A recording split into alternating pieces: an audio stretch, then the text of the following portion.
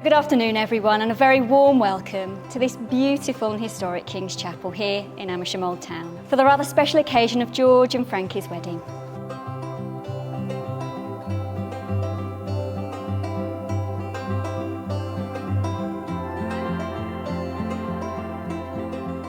For those of you who don't know, I'm Jess and I met both Frankie and George whilst we was all travelling in Australia. So I'm just going to take you back to the time where we all first met. It starts with Frankie. So me and Adam had been in Sydney a couple of weeks and we were still in and out the backpacker hostels. This particular day we got back to our shared room to find that someone had spread the backpack far and wide. Adam was obviously not too impressed about this. As he was muttering things under his breath about this person and this mess, in walks the culprit. Francesca Watson, everyone. She comes in, bounding into the room without a care in the world, shouting across, "Hey, where are you from?" in the most northern accent you've probably ever heard. So my reply was, "Wigan."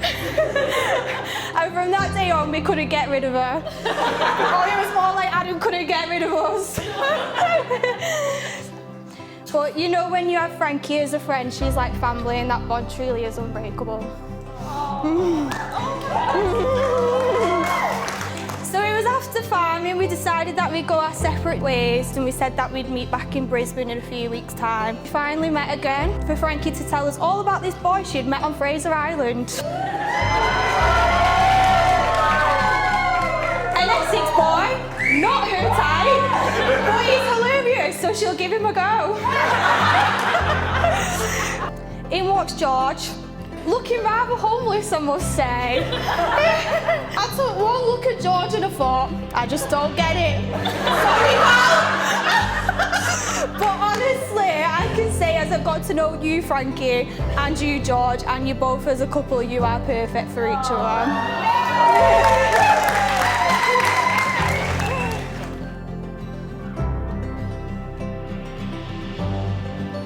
Frankie, I've never cried so much in years. She's a credit. It's been a joy. First she goes to university, then she goes and gets her first. So proud. I phoned everybody. The dog. Frankie's got a first. And if they weren't in, I'd told her the dog. You know what I mean? So proud of her. She met George. She couldn't have picked a better lad. Can't say enough about him. He's cared for me, showed me compassion. You should be so proud. It's been a joy to have her as a daughter. Sorry.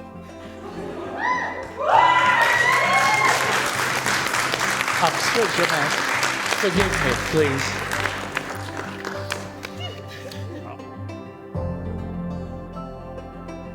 Just a big softie, I'm sorry.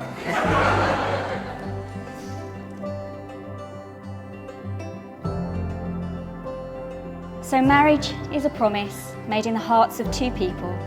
It's a wonderful adventure, ebbing and flowing over a lifetime.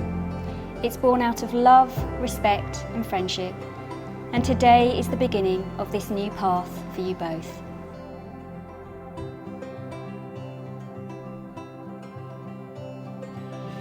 I, George Thomas Fowler, take you, Francesca and Mary Watson, to be my wedded wife. I look forward to sharing my life with you. I promise to support and care for you, to encourage you and laugh with you every day. And above all, I promise to love you always. I, Francesca Mary Watson, take you, George Thomas Burnham, to be my wedded husband. I look forward to sharing my life with you. I promise to support and care for you, to encourage you and laugh with you every day. And above all, I promise to love you always. You're now legally joined as husband and wife. George. Mr. and Mrs. Furno.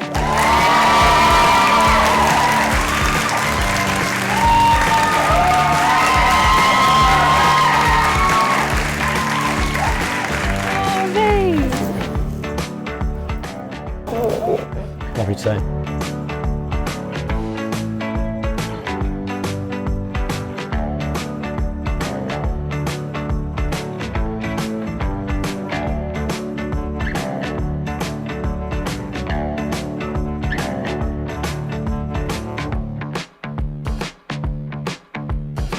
As most of you know, me and George met on Fraser Island in Queensland, Australia.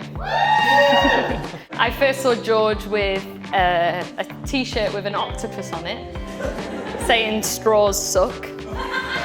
And I was like, eco-warrior, I can get behind that. So as we were walking up this mountain of sand dune, we just started chatting away about straws and how they sucked. So.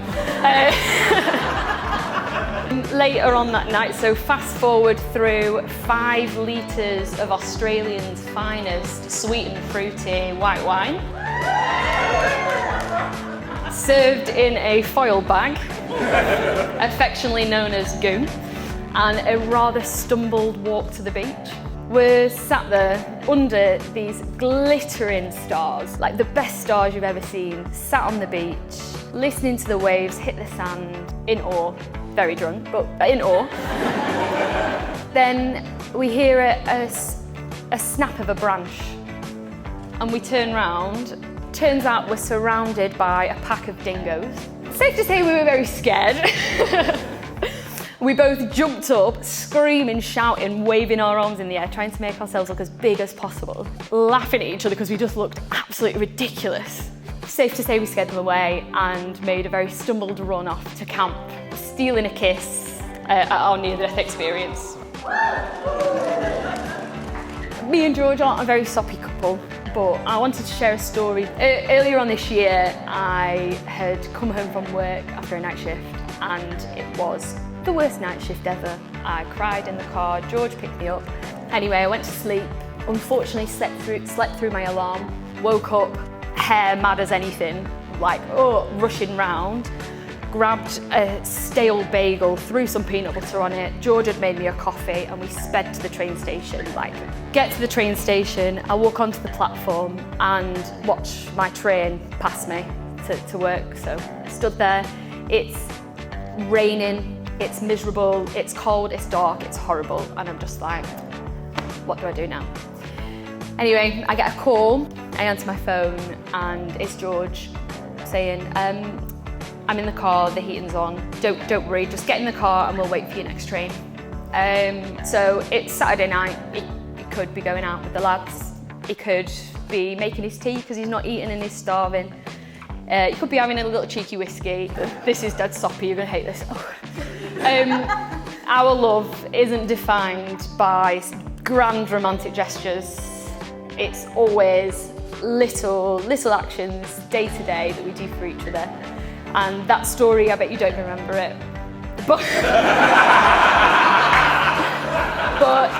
it meant so much to me, and it was just them little things that you do that make me so happy. George, you've made me you make me laugh every day. You support me no matter what, you encourage me, and I really hope I do the same for you. You've made me the happiest girlfriend, the happiest fiancé, and here's to our very happy future as Mr. and Mrs. Furnham.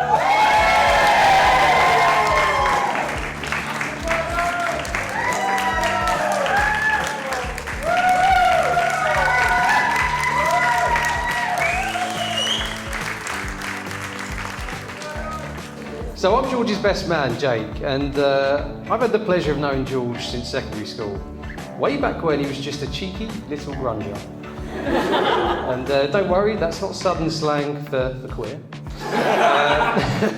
What I mean by that is George fully committed to the emo lifestyle in his teenage years, with long, feminine hair and a large fringe forward across his face, covering one eye at all times. It was very sweet of his sister to lend him the straightness back then. Now, if George were doing a speech today, I think he would say 2 things. Firstly, thank you, Jake, for organising such an excellent and cultural trip for his stag. Admittedly, the top 2 attractions in the area consist of a coal mine and Auschwitz. Luckily, we did neither. And second, how on earth did you convince EasyJet that George was in fact fit to fly? Well, there he was, dressed in an NHS uniform as a tasteful nod to Frankie, me holding him up by the scruff of his dress, and I elected to speak the sacred words that I reserve for these very situations. I looked at the EasyJet manager and I say, he is special.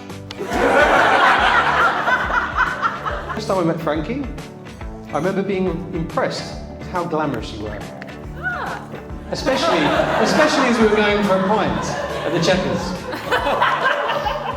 And Frankie, I can say you look even more amazing today.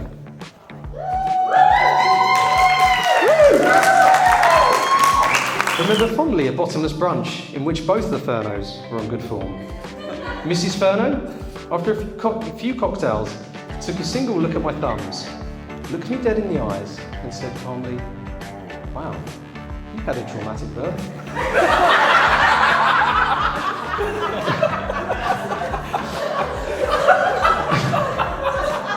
And she wasn't wrong. Whereas Mr. Furno, after opting to pre-drink a bottle of whiskey, yes, before a bottomless brunch, had secretly retired from the table, having only been there 30 minutes or so. I then get a text from George saying just one single word. Help.